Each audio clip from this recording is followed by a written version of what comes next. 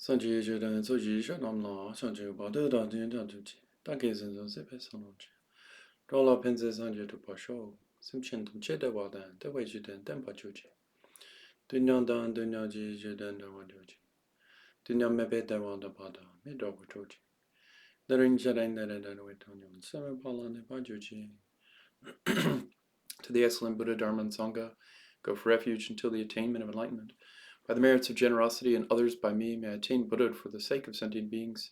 May all beings have happiness and the cause of happiness. May all beings be free from suffering and the cause of suffering. May all beings never be separated from supreme happiness, which is without suffering. May all beings remain in boundless equanimity, free from both attachment to close ones and rejection of others. Warm greetings, friends. I'm Drakpa. I thought to do just a little quick video on why Vajrayana, Tibetan Buddhism, is the perfect fit for these degenerate times. So that's the topic I'm briefly kind of reflecting on. And then this is not an exhaustive reflection, and these are just kind of my own contemplations on this topic. Based on Tibetan Buddhism, the teachings of the Buddha, Guru Padmasambhava, and different teachings I've received. So again, this topic is why Vajrayana is the perfect fit for this degenerate age. And so first, we always begin with a motivation, with our mind and heart, arouse Bodhichitta, this awakened, fresh, compassionate awareness that's genuinely concerned to really support and uplift every single being. So they're happy right now, and then they're free. Completely, fully free, just natural. So just arouse that motivation in your mind and heart right now.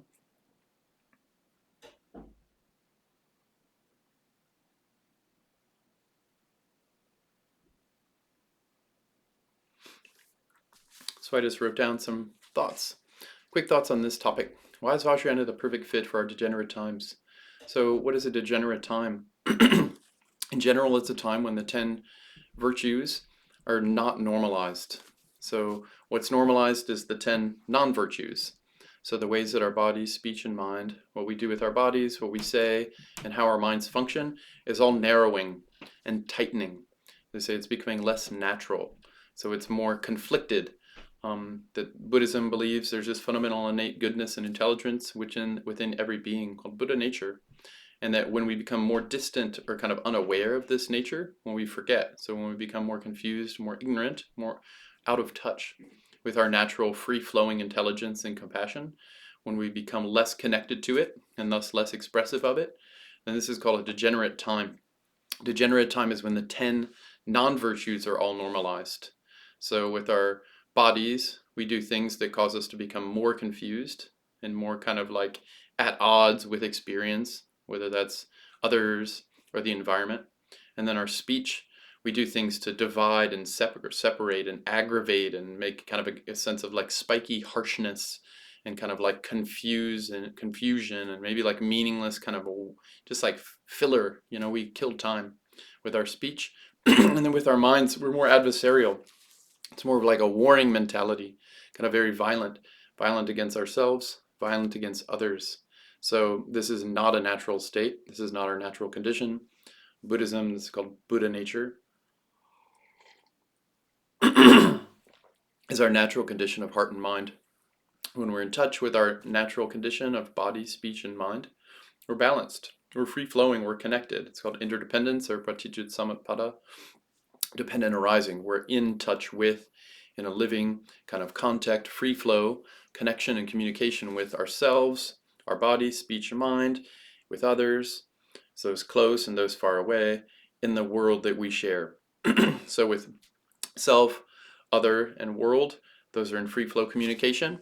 That's called a golden age, when the 10 virtues are normalized. The degenerate age, when the 10 virtues are not normal. They're like seen as unusual or even foreign or like kind of laughable. So that's the kind of age we're in. And it said that Buddha Shakyamuni, the historical Buddha, came intentionally at the beginning of the degenerate age. So that's around 600 or so BCE. The great Mipam Rinpoche located the timing around there in terms of when Buddha would come, not the historical calendar date, but that at the beginning of the degenerate times.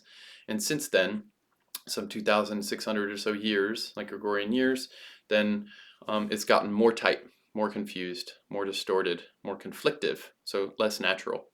So this is a degenerate time. So I wrote down some just thoughts about why. Why is Vajrayana Tibetan Buddhism the perfect fit for times when it's confusion is normal, when tension is normal, when warring mind is normal, when closed down heart is normal.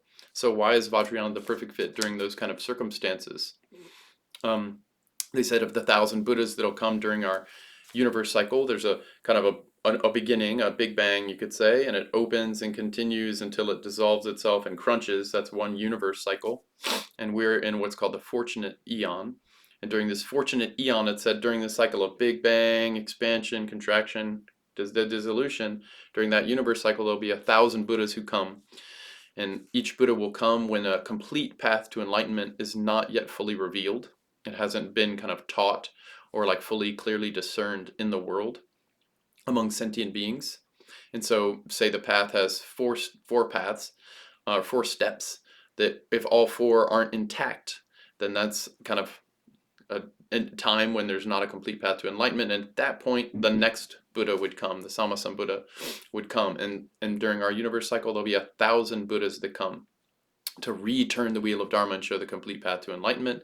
So this is a very fortunate time, a fortunate eon, that these 1,000 Buddhas will come. And of these 1,000 Buddhas, Buddha Shakyamuni, historical Buddha, is the 4th to come, who turned the wheel of Dharma completely. And then the Buddha, after these teachings kind of dissolve and are lost again, the complete path is lost to sentient awareness, then they say the next Buddha will be the future Buddha Maitreya, the 5th Buddha who will come. And so, but during this time, that Buddha Shakyamuni is said to be the only of the 1,000 Buddhas who will actually publicly teach Vajrayana Tibetan Buddhism to sentient beings. So of the 1,000 Buddhas, he's the only one that's going to actually publicly mention anything about Vajrayana or Tibetan Buddhism, let alone Dzogchen and these more innermost teachings of the Buddha, like of Vajrayana, the kind of heart essence of Vajrayana teaching, Dzogchen and Mahamudra and other teachings like that. Buddha Shakyamuni will be the only one to publicly share these in our kind of neck of the woods of the universe among sentient beings. So it's an even more special, precious time for us who are connected to this complete path of wisdom and skillful means united, this Vajrayana Tibetan Buddhist path, indestructible vehicle. And so it's even more special that we happen to be at a time when these teachings have been revealed and publicly shared, and you can click a link and see countless authentic Vajrayana teachings online or in podcasts, or go meet people, in the flesh and like receive direct guidance from these living, realized beings who've used the Vajrayana methods to fully actualize their heart-mind awareness and become completely natural, awakened, enlightened. So Vajrayana is like such a rare thing to happen in a universe cycle, and for it to be as accessible as it is now is exceptionally rare. Guru Rinpoche in 7-chapter prayer said there's only 3 times when Vajrayana will be this widely and easily available. We're now in the 2nd time. The time before this, when it was so easy to come in contact with Vajrayana amongst sentient beings, it was like millions of eons ago. And the next time will be really millions of eons from now. So we're in this very rare window where Vajrayana is not only available, but it's widely available and easily available, and all these conditions are still intact to have this precious human birth. So if we have this devoted connection, this warm, close, connected feeling to Vajrayana, it's just the perfect time to be a practitioner to get realization. And it's especially perfect during degenerate times. They say it's actually during the degenerate times when Vajrayana is the right fit. It's actually the right medicine to cure all ills, all kind of imbalances. And so why is that? And so this list is just kind of not in any exact order, okay? So I'm going to go through these quickly because there's a lot of them that I thought.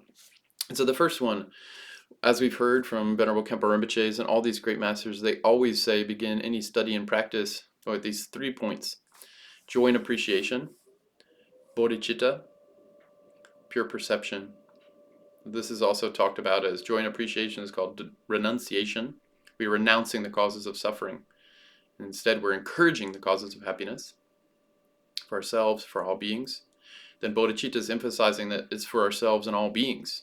This heart mind of enlightenment is we're actually, why are we wanting to get enlightenment? Free of suffering? Well, we're trying to get free of suffering so we'll be actually capable of helping every single being be free of suffering, this Bodhichitta.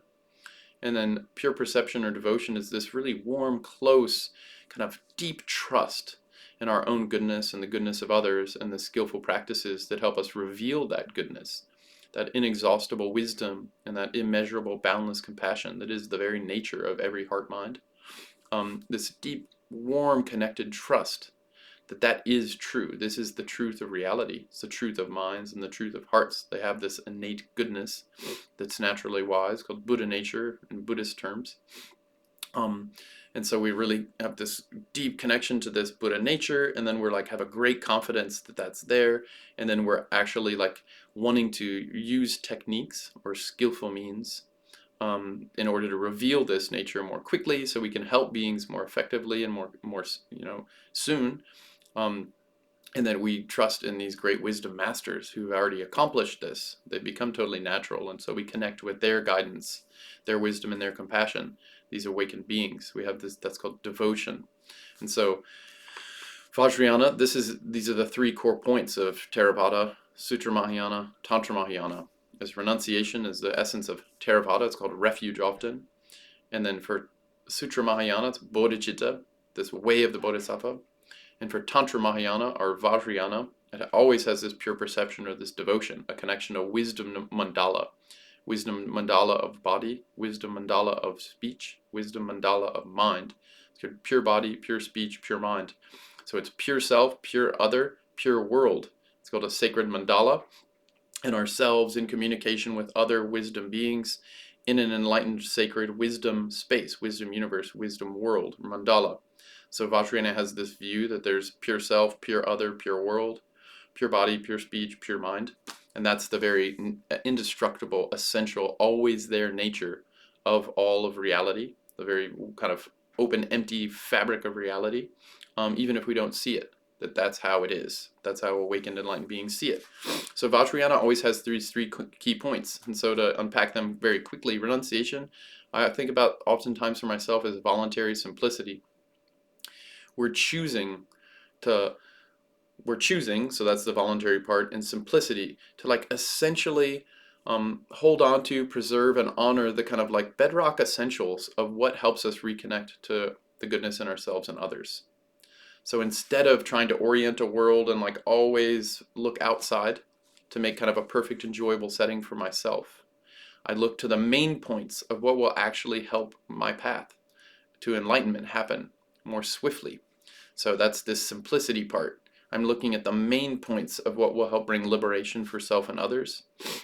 And then the secondary points are like, what are the supportive conditions for that to happen for myself and others? That's all the methods, all the techniques that would help bring that about, the skillful means. So the main point is liberation. The secondary point is all the conditions that support that liberation. First, for myself, that's realistically, I need to actually wake up and not drown in order to help drowning beings, like can't flail around and like ongoing suffering for myself. I need to actually connect to my nature, which is beyond suffering and non-suffering. It's pervasive blissfulness and Vajrayana. I'll get to that in a minute. But in order to do that, I need to renounce like constantly being obsessed with trying to make it this perfect external situation for myself. Instead, I look inwardly. And that's the key point of refuge. Go for what's reliable. Take refuge in what's reliable. And outwardly, it's a triple gem, Buddha, Dharma, Sangha. Inwardly, it's more quietly, it's the three roots, Guru, Deva, or Yinam, and Dakini. And then more inwardly, they say that's like Sa, Lung, Tigle. And even more inwardly, it's called three Kayas in Dzogchen teachings, Dharmakaya, Sambhogakaya, Nirmanakaya. And these are like just hitting these points quickly, in case you know these words, like these, what it's kind of pointing to a little bit. Three Kayas is just pointing to how our mind is and how our heart is when it's fully free-flowing and awakened, when our wisdom and compassion is fully on, pure body, pure speech, pure mind. So we're renouncing all the things that distract us from that. That's the key point of voluntary simplicity or renunciation, going for refuge in what's truly reliable, these enlightened, pure expressions of our body and speech and mind, and the body and speech and mind in others. So we're looking to the Buddha nature in others, the Buddha nature in ourselves, and that's the foundation of kind of every move we make with our body and our speech. So we keep coming back to that as the beginning of each moment. That's where our motivation and our view starts, our tawa, our view, our world viewing, always comes back to this devotion or connection of pure body, pure speech, pure mind. So that is the reliable refuge amongst all the other changing phenomena and experience that we're going through. And then so Vajrayana has that as its core. Bodhichitta, always, it's like the bedrock principle. It really is the answer to every question. Bodhichitta, that this is always win-win. It's always omni-win. And in degenerate times, when so many things are conflicted and it's always kind of so often seen as a zero-sum game, that the pie's actually getting smaller and so we need to be more ruthlessly competitive, then Bodhichitta completely doesn't play that game. It's omni-win. We all have to win. Every single being, not just me, not just you, not just those we know, but all the strangers and all the people we have kind of more tensions with, and all the beings we don't know, and all the different kinds of beings we don't know throughout endless space. This Bodhichitta puts all beings all together. We're in it to win it for every single being. And so as long as we turn on that as a living, active motivation that's guiding our present moment experience, and we can turn that on as a view easily, just right now. We don't have to arrange a lot of things externally. We can like activate that motivation as a living worldview, a living way that we are in the world with others and ourselves. Bodhichitta, heart, mind of enlightenment. This is going to be the bedrock impulse to hold ourselves accountable, to actually show up and hold ourselves, to care for ourselves, to hold our awareness, to become awareness holders or Vijayadharas. We have to keep holding ourselves to this bodhicitta. That's the true nature of our mind and heart, free-flowing with wisdom. And that if we do this, we keep activating bodhicitta, it always aligns whatever's happening towards the path of awakening for all beings. We constantly come back to this motivation of bodhicitta.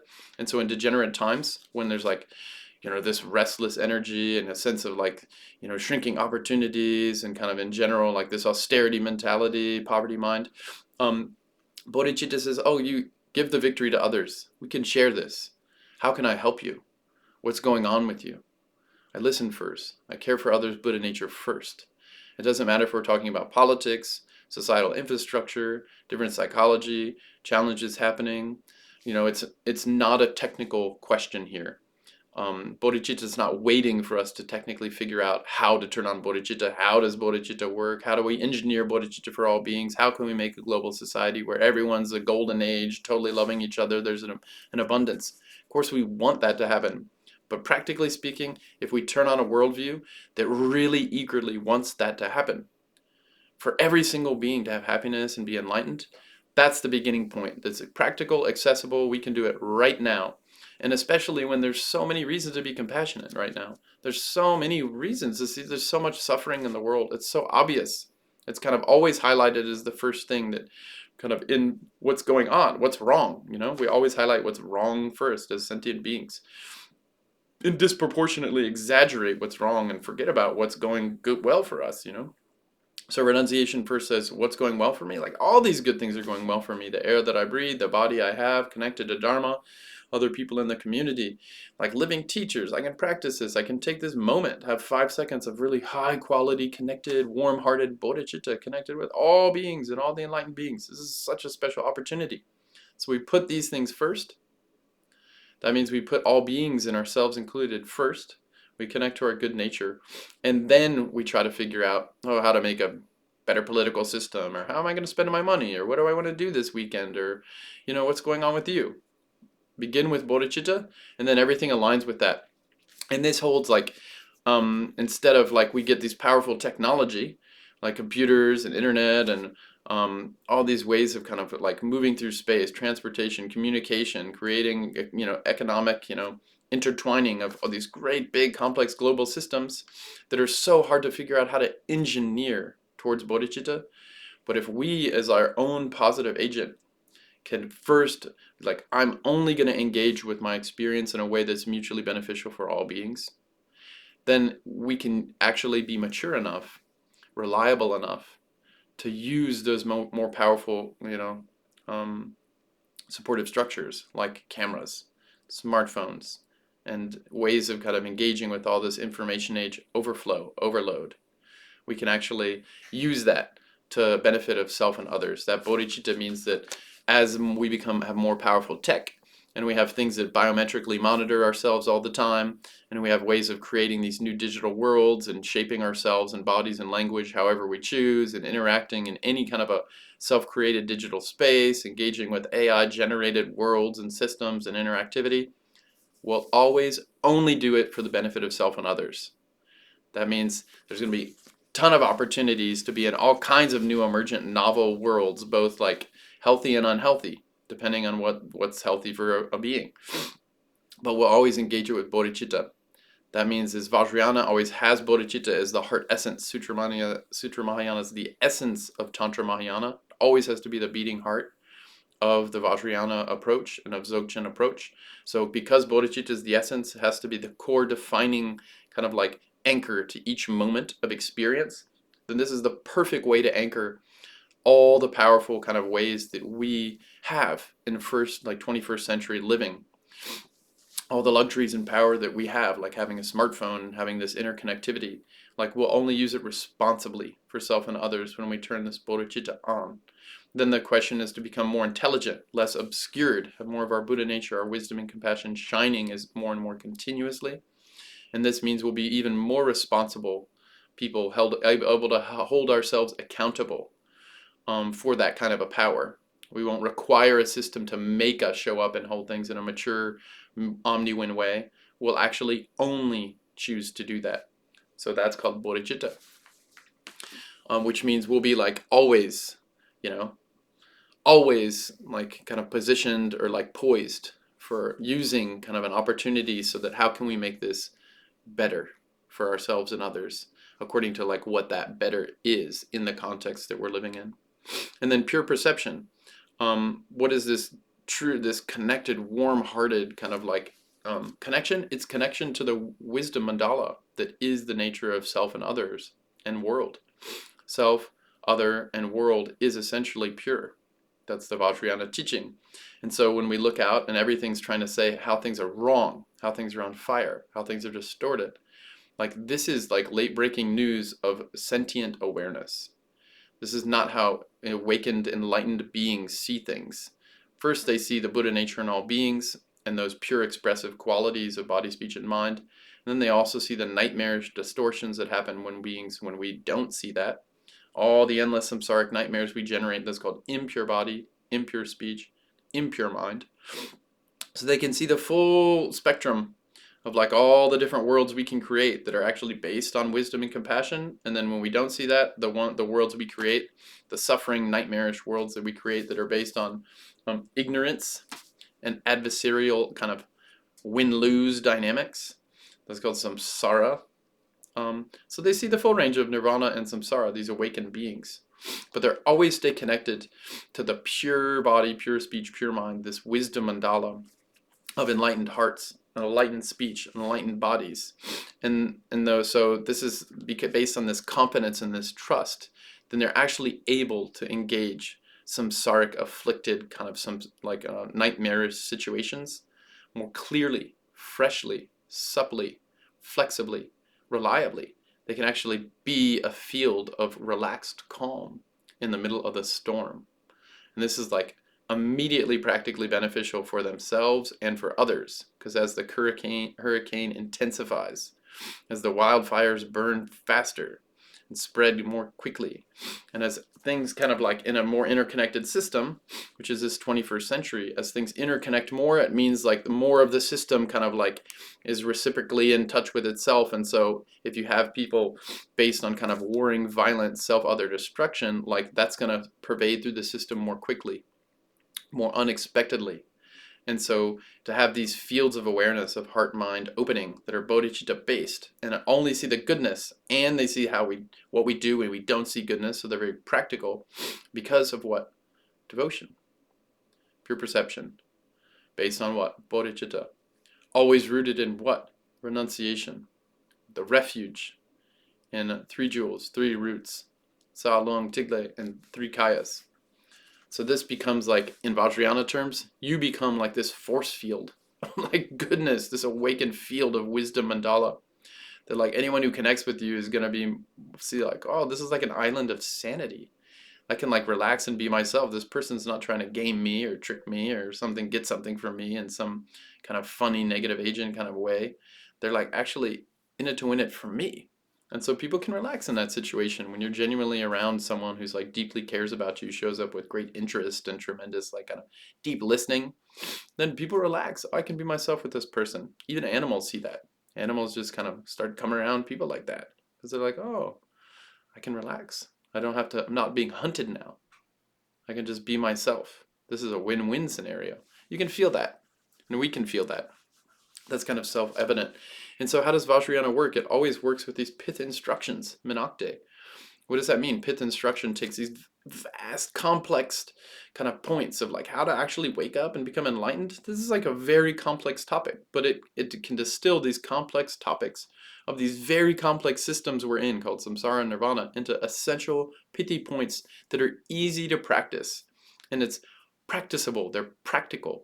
These points that like hit the bedrock, essential kind of points like what we need in order to use the experience as a secondary positive supportive condition to help our wisdom and compassion shine on now. These are called pith instructions. And that for people who like have studied Buddha's teaching, they say everything the Buddha ever taught was a pith instruction. Pith instruction is it's the exact perfect way to respond to a given context. Who's there? What's their mind like? What language do they speak? What traumas do they have? What are the talents that shape them? What are the dynamics of the other people in the room? What do they speak? What are their traumas? What are their talents?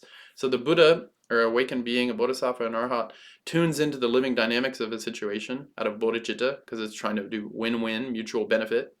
And then it shapes how that bodhicitta arises based on what's helpful in that given context. And because of that, exactly what they do with their body, speech, and mind, these awakened beings, is a pith instruction. It distills the essential points of like, this is a living dynamic.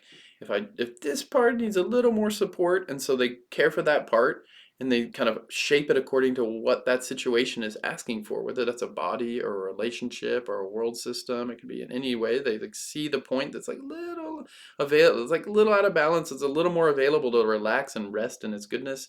And then the Buddha shows up and cares for that specific point. That's called a pith instruction. And then what do? They let go. They relax because the nature is totally empty. And the system, the nature of emptiness is intelligence, a knowing quality, the Buddha nature. It's not just open and free-flowing and flexible. The quality of mind and heart is always intelligent. It has these amazing like wisdom qualities. And so a Buddha doesn't have to re-engineer an enlightened system. You just basically, we need supportive structures so our own intelligence can, like our own self-knowing, our own loving can turn on and do what it naturally does when we don't get in the way. So if we zoom into the imbalanced point and then we care for that like very specifically and like what's helpful in that context, and then we let go, the system will auto-poetically or sympathetically, sympoetically self-regulate. Its own wisdom and compassion will start to course more freely through its own self as a system. And so its own wisdom intelligence will define like its own activities of body, speech, and mind. And a Buddha doesn't have to do that. You don't have to force that. That's the very nature of a system, to have wisdom and compassion. So that's what a pith instruction does. What's exactly the dynamics in a context? What is a supportive condition that can help the free-flowing wisdom and compassion of the intelligence of that context to auto-poetically self-regulate more fully? That's what a pith instruction does. And they're easy to practice. They're applicable specifically to a context. And then as the context shifts, the pith instruction adapts. And so the Buddhas, with their like all-seeing wisdom, intelligence, then they see how the pith instruction changes, but it's still exactly attunes to the with wisdom and compassion to the living dynamics of what actually is helpful as an adaptive kind of like way to like now align with the living dynamics, the dynamical counteractive situation of that system. So that's what a pith instruction does. And it condenses all this like very complex teachings, 84,000 teachings of the Buddha, into these essential pithy points that are easy to practice. And so during degenerate times when we're stressed and busy and we're like don't have much time for practice, it's like it takes a lot more work to get some money, like that when conditions are strapped, we need things that are easy to practice and are practical, that we can do them now. And we don't have to do very long sessions, and we don't have to do 20 years of retreat. Like most people won't do that. So we need something that we can actually apply in our living experience now. It's like actually efficient that way. It's not just necessarily the highest teaching, it's the teaching that's most helpful for me now. And so that seems to be the metric that people are wanting nowadays for teaching. Why? It's just practical. And why is that actually the urgency? Because like people are struggling, you know, as the situation degenerates more, as the conditions get tighter and warfare is more easy to happen against ourselves too, as we like don't trust ourselves more, we need a pith instruction to like release that negative habit and actually reestablish the confident self-trust, so we can have a basis for reliable other trust, so we can create communities based on trust, based on mutual respect, and we can coordinate our activities to engage with these complex problems that require coordinated cooperation. So without a bedrock of trust, win-win trust, then that's very hard to pull that off. So we need these pith instructions that can go right to the heart of the matter without dumbing anything down. So that's a pith instruction, and Vajrayana is filled with pith instructions. The great master Longchenpa and Jamgon Mipa Rinpoche, it's so many of these terma teachings and these sadhanas that we practice. It's all these sets of pith instructions that hit all the main points of a complete path to enlightenment in a very essentialized, distilled, essential, kind of complete way, that we can do a full session that covers all the main points of the Buddha's teaching, so that every session can be a complete path to enlightenment. How does it done? Renunciation, Bodhichitta, pure perception. We turn that on, then we relax and let our natural wisdom awareness shine. Those are like bedrock essential pith instructions on how to practice Vajrayana according to lineage teachings of the Buddha and Guru Rinpoche. It's easy to do, doesn't leave anything out, and this is always how it's taught by these great masters. Specifically, like I'm thinking of Venerable Khenchen Palden Rinpoche, Venerable Khenpo Samadon Rinpoche, they always teach like this. And so we covered those briefly, these 3 points already, which means everything we do in that kind of a frame or a worldview will be aligned with the Vajrayana view. That meaning there's like always a swift, complete path to enlightenment every single moment. Another point why Vajrayana is like the perfect fit for these degenerate times is that there's certain practices like Chod, like a quick cutting through of duality. Chod practice. And what this is like that kind of a technique, without explaining it very much, is it requires us to go to a situation that's frightening for ourselves. Go to the places that challenge you, that scare you. Because what Chod does is it tries to target the most vulnerable, tense, kind of deep bedrock negative habits we have, and it tries to target it and actually activate it. And then it applies the wisdom awareness of emptiness, empty compassion, and releases that negative habit. So basically it's going to the most core ways that we get stuck in duality mind. It puts ourselves in a situation where those core negative habits will turn on, and once they turn on, we target them and infuse them with love, compassion, and wisdom, or bodhicitta. And so we can go to this bedrock habits that keep making us get into samsaric trouble. But that requires like us to be triggered, to be in a situation like the charnel ground space, a frightening place.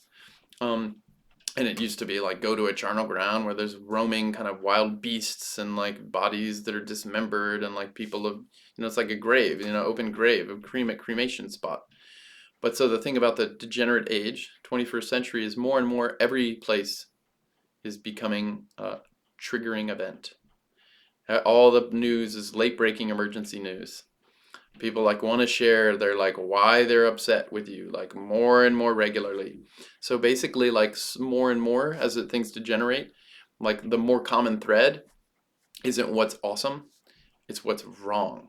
And what's wrong is getting more and more urgent and more kind of like just out of whack and like destructive and like kind of out of the box. Like what is happening here? That's a triggering event. So for Vajrayana has filled with these techniques that actually the only way they work is if you get triggered, because that's activating your deepest core egoic clinging to be like, me first, I'm the most important one.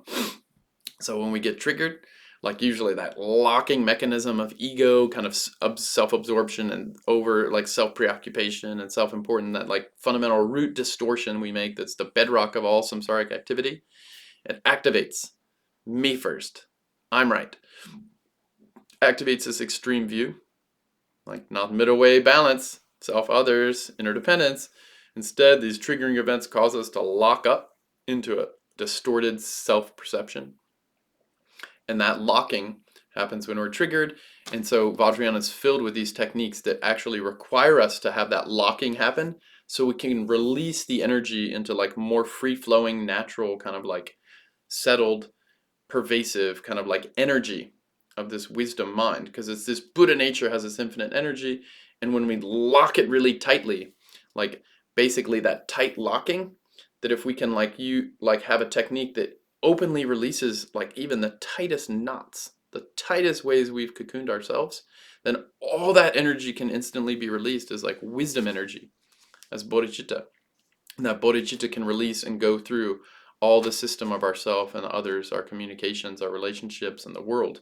We can become these fields of bodhicitta. But we need this technique like Chod, and it only works if we get triggered. It's called lungse. We need a hook. We need to have our hair stand on end. We need to have this root. What's happening? What's going on now? We need this hook. Like, is there something behind me about to get me? We need this kind of like horror movie hook. And because so much of 21st century degeneration is trying to hook us, it's the perfect situation to use these profound, direct teachings that unlock these deep duality habits we've like locked ourselves in for so much time.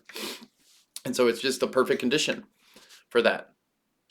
So Vajrayana is filled with methods like that, that target that, or trick chode, cutting through. Like it has so many techniques like that, secondary supportive conditions that help reveal our wisdom even when the situations like in samsaric mind like are calling for our most like distorted response. Instead, we use a technique that opens into our most natural response, and we release like just so many eons of this countless like habit of me first.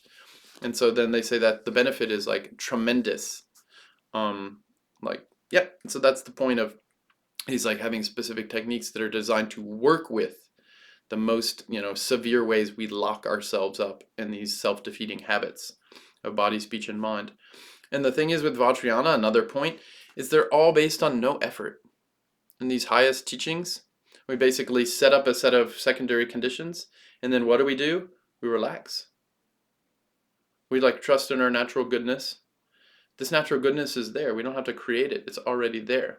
So we use a technique to have more of a connection, of familiarity, or a meditative like connection of familiarization. It's called gom. We connect with our natural awareness. It's like open, pervasive, like unobstructed. It's like filled with this intelligent knowing quality that then outshines in this responsive communication with self others. It's called compassion. And we have this like totally open, brilliant, illumined wakefulness that like freshly engages in a loving way with all beings. We have confidence in this. We have trust in this nature, this Buddha nature. And so it's not something we need to design or figure out in particular. We need to just like be able to turn it on and have it stay on. And like once we get familiar with that, then we're recognizing we're not actually making it. We're not actually like having to create our Buddha nature. We're having to just like unblock what's kind of obscuring it and then enjoy it. Relax. No effort. And no effort is like the perfect response to 21st century, We're like working all the time. So here's a technique that says, hey, you can just relax. Let your intelligence do what it does. It already knows how to do it. Relax. See clearly, relax. All the Vajrayana techniques come down to this. They say that Dzogchen Khyentse Rinpoche, 84,000 teachings of the Buddha all come to a single point. Relax. Relax into your own wisdom and compassion. Relax into your Buddha nature. So it's a path of no effort. Essentially, that's what it is, because we're relaxing into the nature of what is. So that's a big point. Like in Degenerate Age, it's not another thing we need to work on. It's not another way we have to like improve something, fix something, figure something. Instead, we just have to like clearly see and release. And then how do we do this? Vajrayana is known as the path of skillful means in union with wisdom. Once we have this wisdom intelligence of Buddha nature turned on, then Vajrayana has this pretty much inexhaustible sets of skillful means, skillful ways that we can have secondary conditions support our wisdom to flow more regularly, more openly, more pervasively. These skillful means of body, skillful means of speech, skillful means of mind. Pure body, pure speech, pure mind is known as deity, mantra, dharmakaya.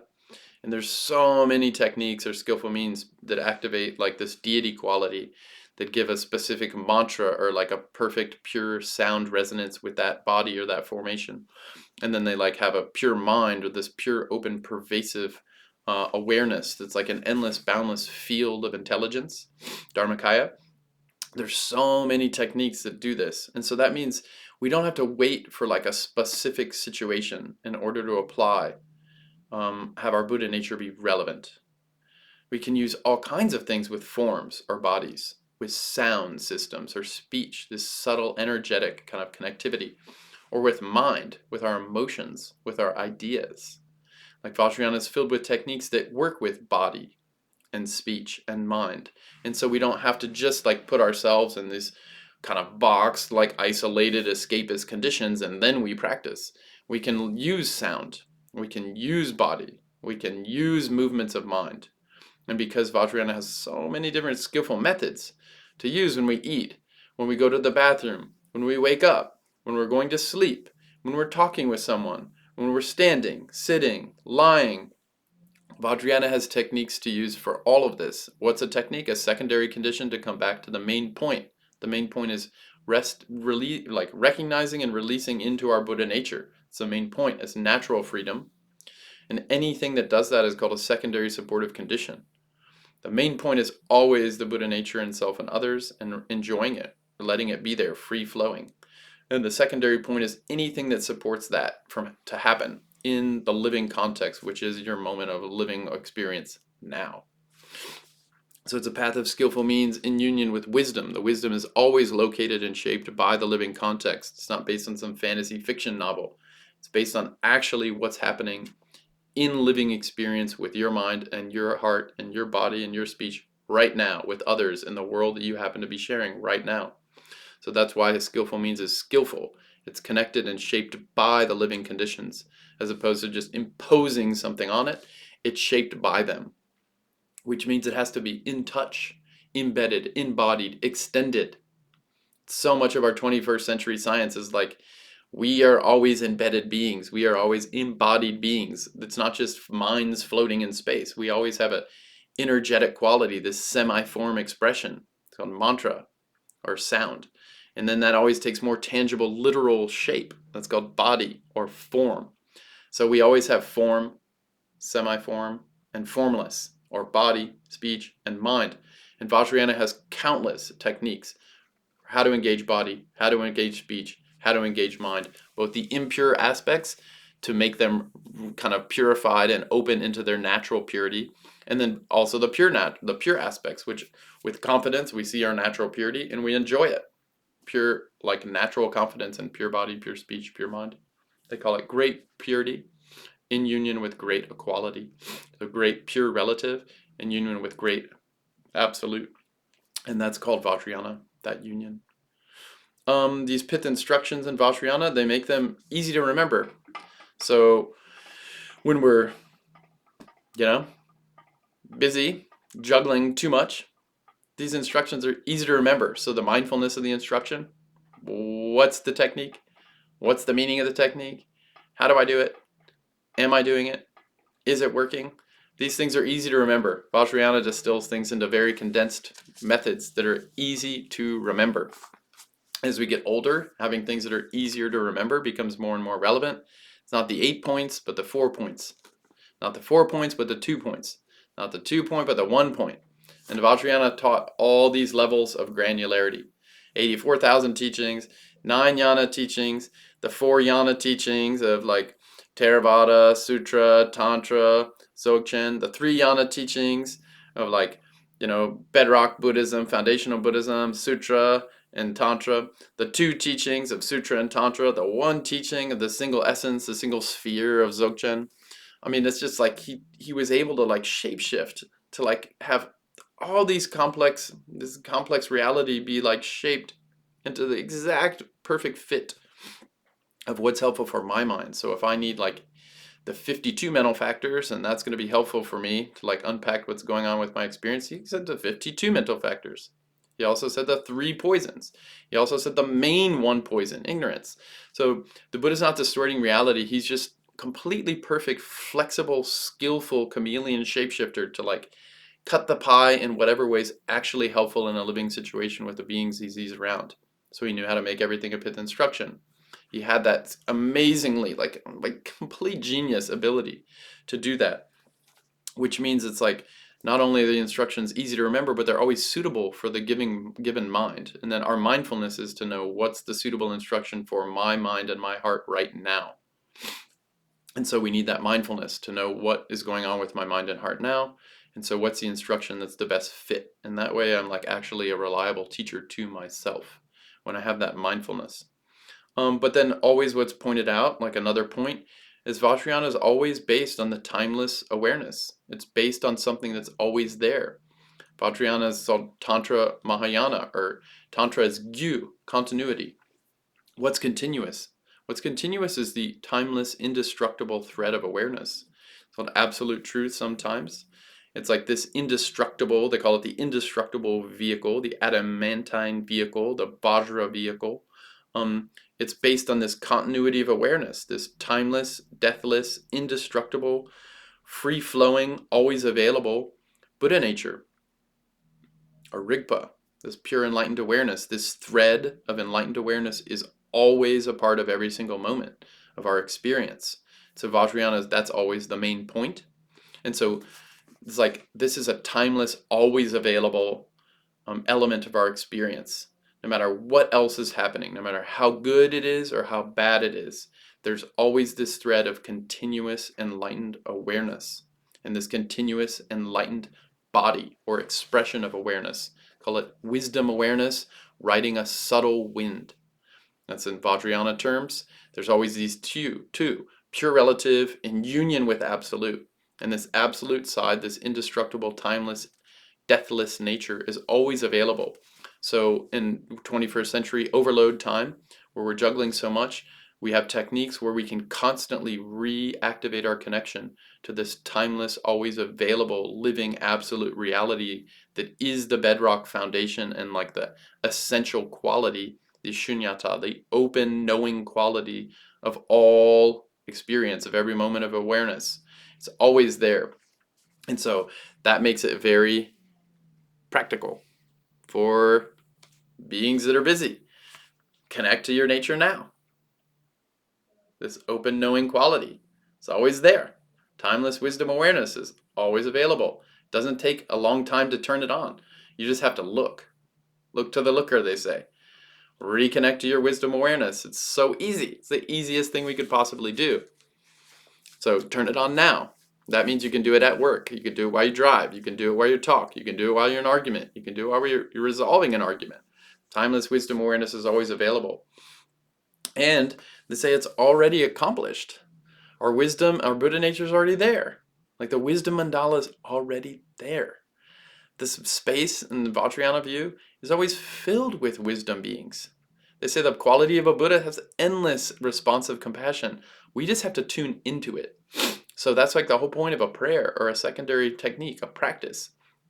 We're just tuning into the Wisdom Mandala that's already there. It's like literally we're walking down the street, we turn the corner, and there's already like a street party happening. And it's like we can hear it before we see it. We can hear the sounds, the music coming, and we're like, well, we get curious, like, what is this? Like, people are like laughter and like sounds fun. My body starts moving, wanting to dance. I turn the corner, and the party's already happening. And that's called Wisdom Mandala. Party's already happening this moment. Literally in our body, in the surroundings, in anywhere we ever go, because the nature is naturally pure. Pure body, pure speech, pure mind, deity, mantra, and dharmakaya. It's the very nature of reality happening. And so we just have to tune into that nature. It's already accomplished, which means it's not a feat of engineering. This is not a technical challenge. It's a question of attunement, of alignment. That's why lineage is such a big deal in Tibetan Buddhism. We're aligning with or attuning to the wisdom beings and their wisdom mandalas, their sacred worlds that are already happening in space and time. They're always responsively, compassionately outreaching to beings who are like available to be helped. Like, so our job is to become a receptive, responsible, kind of basically like able to be attracted by these attractors of just endless, boundless wisdom and compassion, these Buddhas, Bodhisattvas, and Arhats.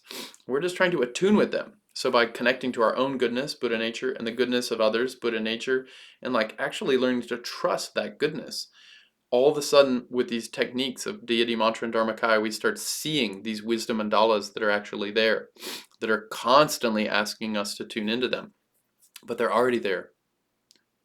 It's like literally, they say that wherever there is space, there are beings. Wherever there are beings, there's karma. Wherever there's karma, there's samsara. But Vajrayana says the very nature of samsara is nirvana.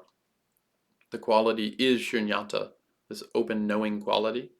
And when that open knowing quality shines out purely or naturally, then that's called wisdom mandala. Pure body, pure speech, and pure mind. So pure body, pure speech, pure mind is the pervasive quality of space and time and mind. This is like a Vajrayana view. It's called simply pure perception. Jumping around here. And what does this devotion do as another point for Vajrayana? It just, like I said, it helps us sync up with Wisdom Mandala. If we tune into our own aspects of body, speech, and mind, head, heart, gut, our wisdom in the head, are kind of in the heart, this bodhicitta basis, in the gut, this integrity, this deep embodied like integrity, this Buddha nature, this goodness that we won't compromise. We all have body, speech, and mind. We have this head, heart, and gut. We always have this, like it's also called like wisdom, compassion, and power. We always have this. And so now 21st century, like we're asking for like comprehensive ways to engage complex systems. Then Vajrayana is filled with these techniques that require a comprehensive attunement.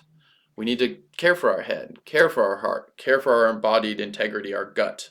Like we need to care for all these elements to be responsible Vajrayana practitioners following the Vajrayana instructions, which is actually what the 21st century is asking us to do. It's demanding us to have a comprehensive, coordinated effort where we can juggle multiple systems into greater, higher order, kind of elegant wholenesses or greater meta systems.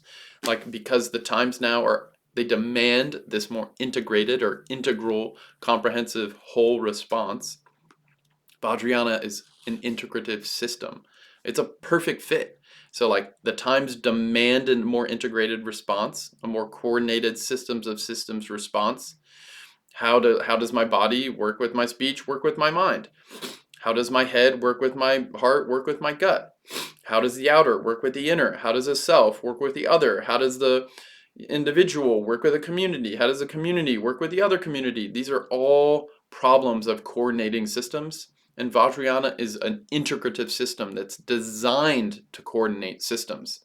Body, speech, mind, self, other, world. Like 9-yana system, the 9-vehicle system in Nyingma school is perfect example of internested ecologies or systems that are coordinated in natural, elegant patterns with how things grow into a greater wholeness, greater coherence, greater complexity. But they don't do that by erasing the complexities of the subsystems or subholons or subecologies. They do that by integrating their valuable aspects into higher order, elegant simplicities. That's called a Pith instruction. And so these Pith instructions integrate all these complexities into elegant essential points, like taking all the math required to come up with E equals mc squared, to take all the 84,000 teachings to come up with just relax in your natural awareness.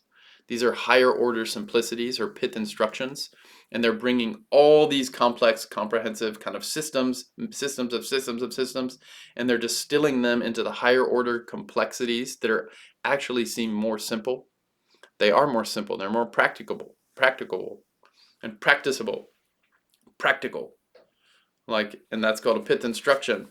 And so, like devotion, we sync up to these vast systems of complex dynamics in these elegant, simple, higher order simplicity ways. And so we become more comprehensive and more whole, more coherent by being more elegantly simple. And Vajrayana is filled with like all these instructions on how to actually do that. Vajrayana is so amazing, really. And so what we have to do is remember these instructions, and we can do that because we always have this timeless awareness whose nature is intelligence. So we just have to keep checking in with our own heart and mind, this own Buddha nature and self and others, and then it's always available. But the thing is things are challenging.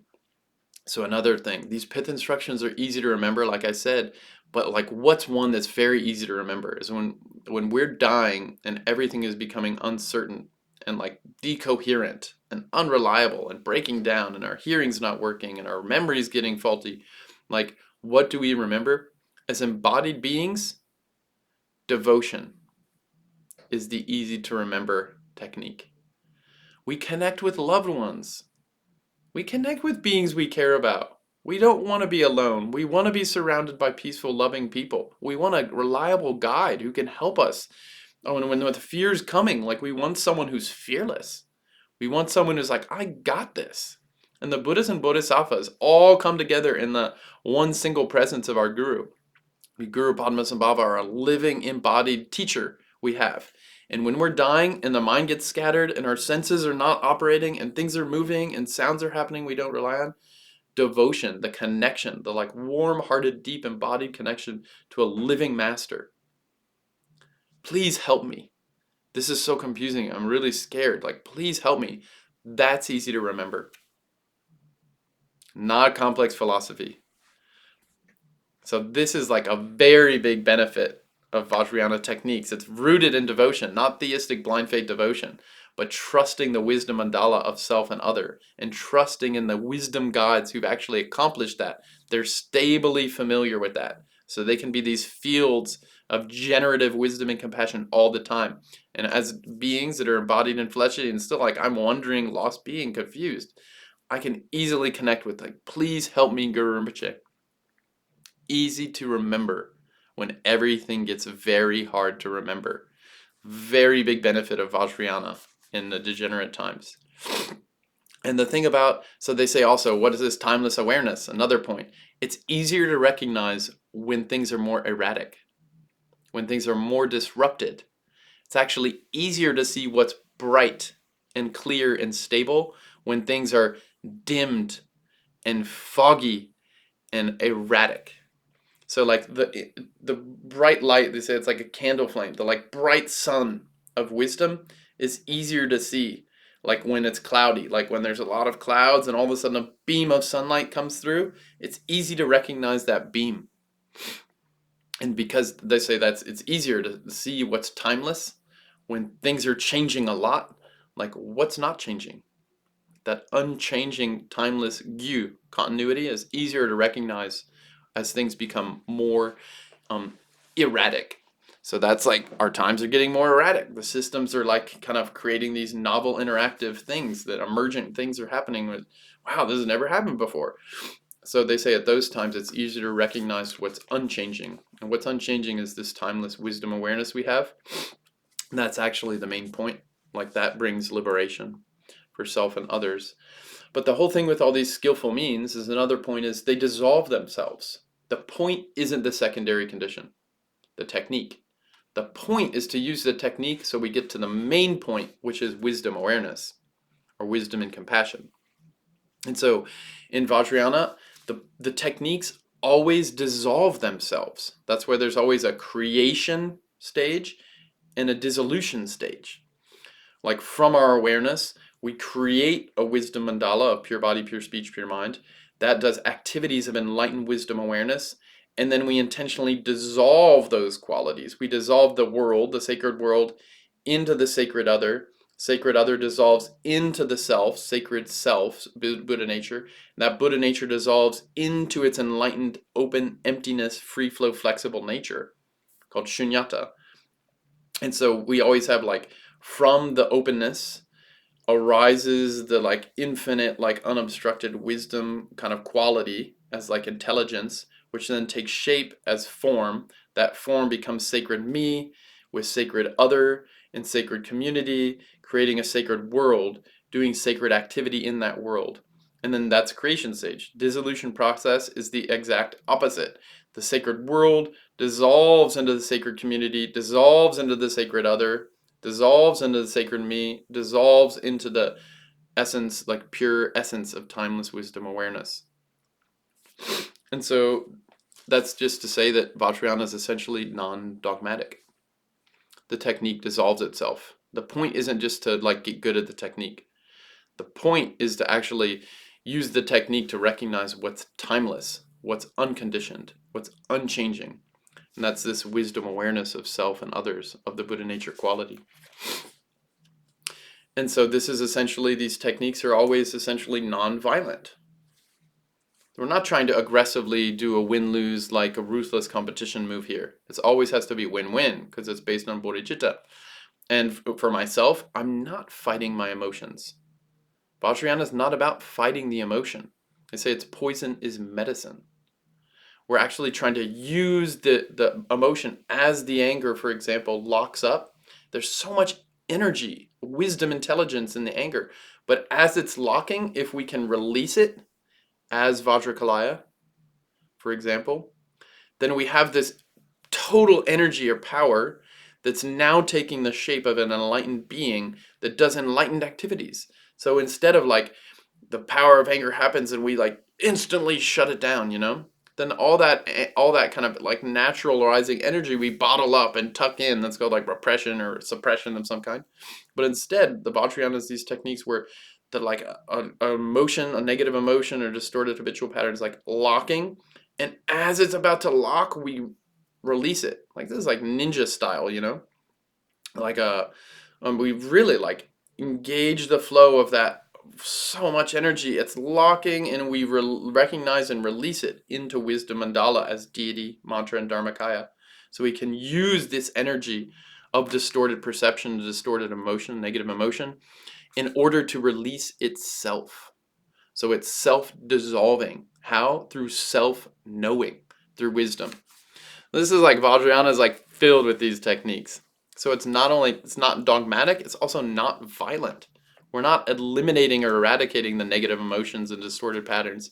We're allowing them to release themselves.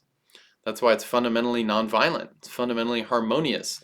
Not just like kumbaya, let's be nice, but like we actually aren't against ourselves. We're not at war with our emotions. We like use the emotion, the energy to arise, and we allow it to release itself in our own natural wisdom, intelligence, our own fundamental goodness. I already mentioned there's a wide variety of skillful means, and that the holistic, comprehensive, cogent, integral approach, an integrative approach, meta-systemic approaches, cross-paradigmatic approaches, whatever you call it, systems of systems being coordinated. That's how Vajrayana functions. It's the only way we can practice it properly. Looking here, Vajrayana always includes, like what Sean S. Bjorn Harkins calls, the who, the how, the what. The who is the self-subject. The how is the method. The what is the what's the world I'm in, or what's the ontology. So it always includes the knowing, knower, and the known, and what's mediating that. So the knower is the subject. The known is the object. The mediation is the method. So it's epistemology with a world, ontology, an object, mediated by a method, a technique. So they call that the three spheres in Buddhism: self, other, and interaction. And Vajrayana is filled with these techniques that like, what's the knower? What do I do with my mind? engaging what kind of a world, like what's actually the world I'm engaging, and like what features of the world are happening, and what's the method I want to use to have that activity, the interaction happen. So it always shows up for this epistemology, ontology, and methodology in order to care for the subject, object, and interaction. And because of that, like we're not just getting lost in only the subject. Like the answer is always just subjective. Or oppositely, the answer is always like, what's the object? Well, what's the world? What are the atoms moving? What's the biochemistry? What are the neural firings? Like, yeah, that's important, but that's part of the story, not the whole story. There's always a knowing quality in here. There's always someone feeling and thinking. But what's the interactivity? What's the method? What's the like symbolic system? What's the shared meaning making? The shared sense perceptions? Like it's caring for all three of these aspects. So it's not like a dry philosophy that's only about the ontology, or it's only about the epistemology, or it's only about the method. Vajrayana requires all three. But it does this in a way where you don't have to be some big philosopher. It makes it into essential pithy points that you can easily apply. So it takes these very dense, comprehensive philosophical systems and integrates them into higher order simplicities. That's called a yana system. And you can see how the outermost philosophy of Vaibhashika is integrated or synthesized into Srautantrika, is essentialized into mind only, is even more essentialized into the middle way Madhyamaka, is even more essentialized into the Buddha nature teachings, is even more condensed into the Tantra techniques that point out easily, effortlessly the knowing quality of timeless wisdom awareness or Rigpa, which is then Dzogchen Mahamudra. Like it's this interpenetrating, internested fields of ecologies of epistemology, ontology, and method. Sometimes, usually they call this in Vajrayana or in the yana system, view, meditation, conduct, fruition. The world, so that's the worldview, sustaining that worldview, that way of making sense and knowing and interacting, interpreting, with integrating with conduct or behavior in your body and your speech. And then what's the result of being that kind of a knower with this kind of an embodiment in this kind of a world space? Like what's the actual result? Like when you do that with self and others. So like always the yana system is this view, meditation, conduct, fruition. So that's including this epistemology, ontology, and methodology is like fundamental things we have to care for in Vajrayana technique. And because like nowadays 21st century requires these more comprehensive ways of not just only emphasizing one aspect of the puzzle, but like a larger way of integrating like more puzzle pieces into a larger view of what's happening, a more responsive, dynamic way of engaging, more of the like patterns that are happening. So Vajrayana is like perfect fit. It's what the time requires. I'm gonna wrap up here. I know I'm going long. So Vajrayana is not anti-science, it's science 2.0. It uses rationality, then goes beyond rationality, post-rationality. It uses like pre-rational, like body impulses, and then it includes also rational, scientific, like logical propositional systems, like test it, verify it for yourself. Then it also includes like post-rational, like that's often called non-dual, or like sometimes referred to as mystical, or like non-rational, but it's actually post-rational. So Vajrayana includes all three, pre-rational, rational, and post-rational, or body, and then head, and then body and head, or head and heart in union. This is all how Vajrayana works, right? So it's not anti-science. So it's not like religion versus science. You have to have like healthy religion and healthy science integrated into like this meta category of like a grounded, like empirical based science of mind, a philosophy, a way of being. And that's what Vajrayana is. It's how it works. You can easily unpack this with 4 reliance teachings of the Buddha, Theravada foundational teachings, which I won't go into here, but it's basically hitting the point that like Vajrayana is a full spectrum way of engaging reality. Uses pre-rational, rational, post-rational. Uses pre-personal, personal, post-personal. It uses like the full range of our embodiment. If you look at it as a chakra system, it uses the lower chakras, the like medium chakras, the higher chakras, as a single integrated system. So it's a full spectrum methodology of a full spectrum sense of me, subject, of a full spectrum ontology of a world. So it's all these interlayered selves with others in a world communicating. This is like straight up Tibetan Buddhism. It's like internested system of the vibe of the nine jhana system. And so also because it's like including this post-rational, like it also highlights this is not just about humans and animals. Like all of Vajrayana, all the teachings of Buddhism require, like they talk about the six realms: hell beings, pretas, animals, humans, asura, warring gods, and god realms. There always is like the form realm, formless realm, desire realm. There's different ways to slice that pie, but there's a whole lot of beings that aren't animals and aren't humans. So we can call them non-humans, or like a little more creatively, call them more than humans. Invisible beings, beings of all kinds. And the thing is now is like they're already in the space according to Vajrayana view, and we care for them because it's like enlightenment for all beings, not just humans and animals.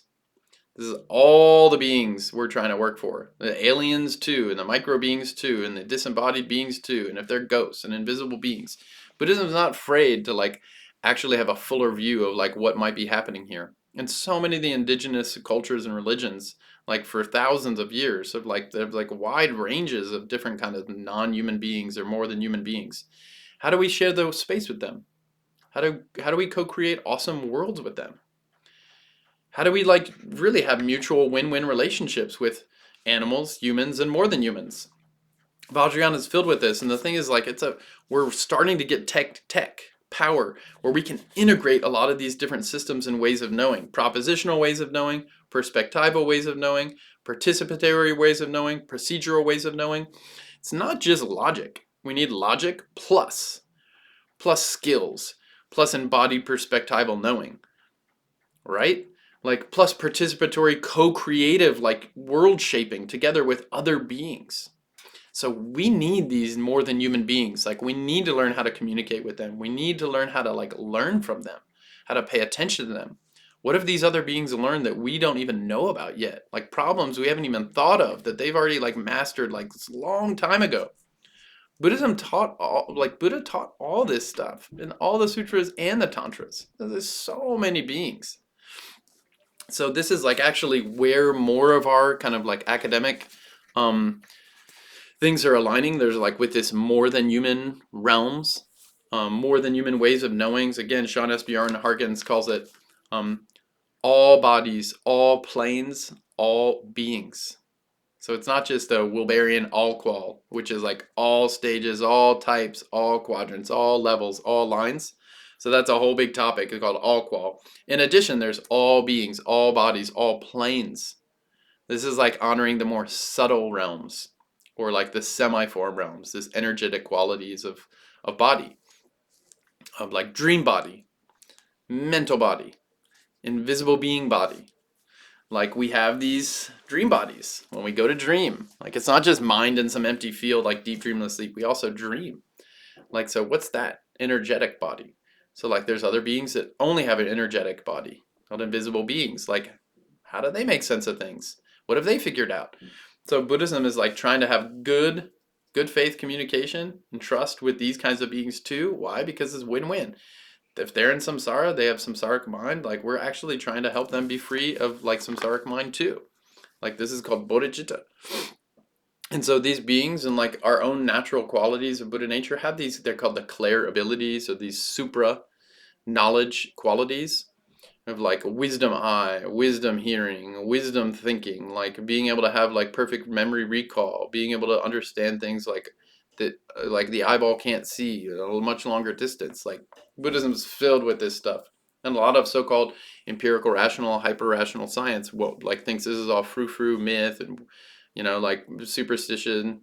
Buddhism thinks this is actually the non-human elements, or the not just how humans function kind of elements of how reality folds and unfolds itself.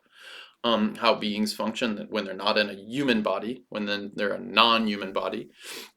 A lot of these supermundane or clairvoyances, these clairaudience, these kind of powers, siddhis, they're called.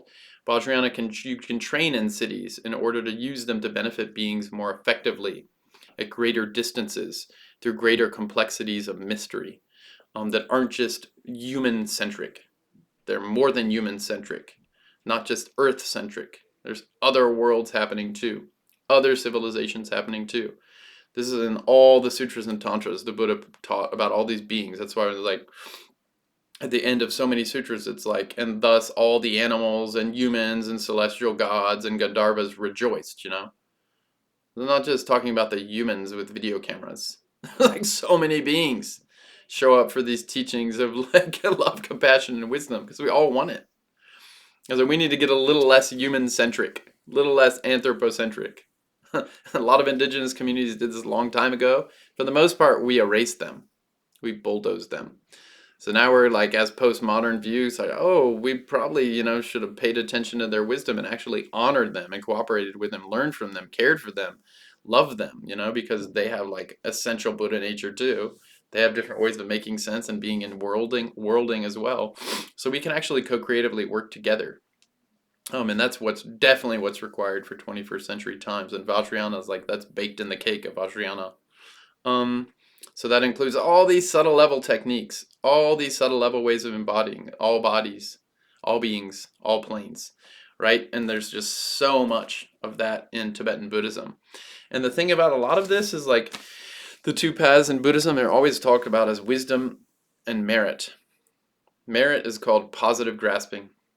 Wisdom is called non-grasping. So we use positive conditions, that's the secondary conditions, to have naturalness, or like this wisdom shine on. So we always need positive conditions that allow our wisdom to shine on more brightly. That's called merit and wisdom. And Vajrayana is filled with techniques to help make merit very quickly. And so is Sutra. So the Sutra is like the 8 branch offerings, has an example in the Sutras. Like one of them is rejoicing. We just rejoice in other people doing good things.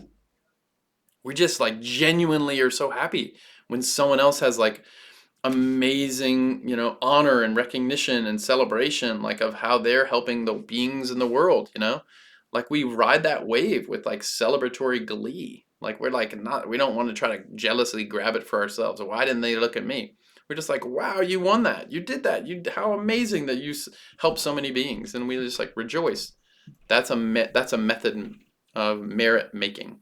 And so Vajrayana has so many different methods to make merit quickly, like a Ghana chakra offering.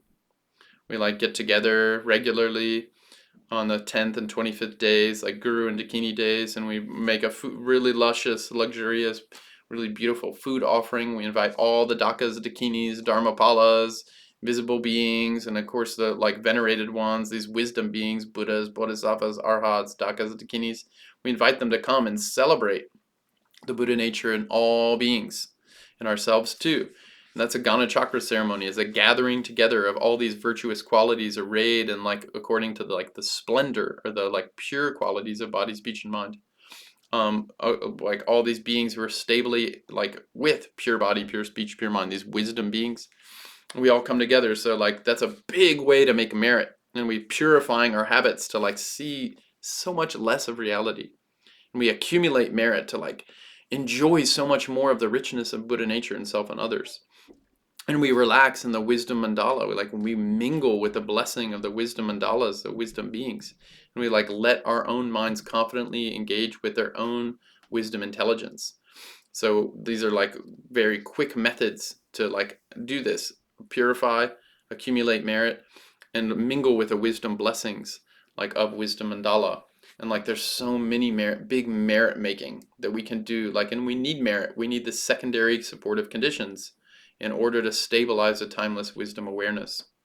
And then I think lastly we're like, Vajrayana is designed to work with all the different states, all the different types, like all the different personality systems, like 5 dhyana Buddhas, all the states of waking, dreaming, deep sleeping, all the different kind of like subject and object. It's designed, there's so many techniques designed to like actually tune into all these different elements or aspects of like a living embodied embedded system. And Vajrayana is not just a one technique. It has so many techniques, so many ways of tuning in. Like, and so that's amazing that it's like a coordinated system, like a coordinated ecology that has all these different elements that are like we can utilize as embodied beings with body, speech, and mind. But it always, Vajrayana is requiring us to have big picture thinking, big picture feeling, big picture embodiment. So it's designed for us to go out of the box. We're trying to go out of our boxing habit, to always have an extreme view, always saran wrap everything according to my way of knowing. Vajrayana is designed to always go into the middle way. The middle way that says, don't reify this system, don't reify this technique, don't reify this body, don't reify this sense of awareness. Don't lock into and concretize a sense of me, subject, with you, object, as some fixed entities that are interacting. Actually allow for the interdependence to free flow course as like infinite, inexhaustible fields of interdependent coordination. Pratijit Samutpada. So like it's Vajrayana is designed to help us go out of our own boxing system. And with Pith instruction, a living teacher tunes in with where we're locking ourselves up unrealistically, causing so much suffering. They tune into where we're doing that, and they help us see that fixation, that unrealistic, unnatural way of locking. And they help us release it so our own wisdom awareness can like percolate and permeate through that previously knotted like distortion or ignorance. And like that is an unlocking or an unboxing. We're including more intelligently according to cause, condition, and effect. So like with the bedrock sutra teaching of dependent arising, with it, why like it's naturally kind of always interconnected with greater and greater wholes or fields of dependent arising. There's never going to be a final frame. There's never going to be a smallest subframe. It's all groundless and it's all inexhaustible. It's interdependence, and Vajrayana is like has so many techniques of how to go out of our box by learning how to honor all the boxes, all the perspectives. We're not throwing anything away. This is not a violent system. This is a loving system of wisdom and compassion, and skillful means power. To honor all the systems, all the ways things are interacting in these larger integrative wholes that we're a part of, that are our body and our speech and our mind. And the nature of them is Wisdom Mandala. Pure body, pure speech, pure mind.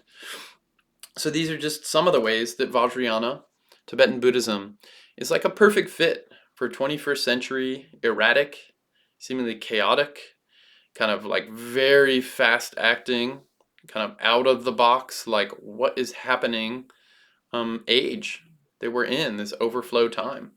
And so Vajrayana as a system is designed to use these conditions to have the most powerful, fresh wakefulness now. The most love, compassion, and wisdom now. And let it circulate throughout all systems and all bodies and all planes and all beings for the win-win benefit of every single being to be happy right now, to be free-flowing wisdom, awareness, wakefulness now. So, hope it's helpful. I know I'm trying to cram in a lot here, but I love Vajrayana. I love Tibetan Buddhism. I love the masters that hold that, the lineage holders. I love the fact that we're asked to become lineage holders, to like actually get like good at these techniques so that we're always in touch with our timeless wisdom awareness of love, compassion, and wisdom. Like that is the opportunity. And Vajrayana can, using all these techniques and these skillful means with our own wisdom, we can actually become enlightened in a single lifetime, like this lifetime. And if we become enlightened in this lifetime or at the moment of death or soon after we die, like for the rest of countless time, we can serve the teachings and serve beings.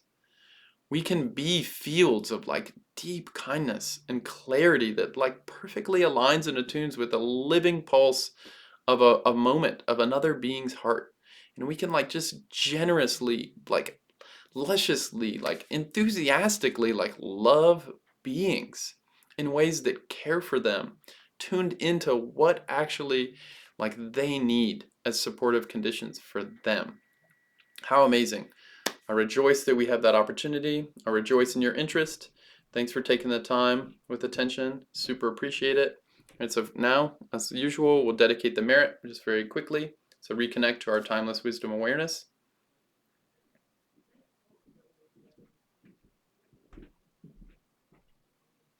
Then allow this bodhicitta to naturally arise as these prayers that have been said for so long by these wisdom beings. By this merit may all obtain omniscience. May it defeat the enemy wrongdoing. From the stormy waves of birth, old age, sickness, and death, from the ocean of samsara may I free all beings. The precious Bodhichitta, and those without it may it be generated, and those who have it may it never diminish but always continue increasing.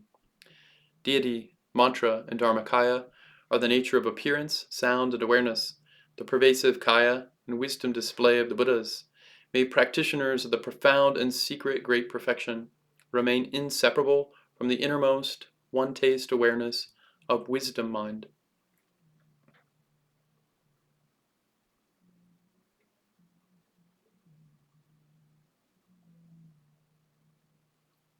Thank you, friends. All love. Keep loving each other. Thanks so much.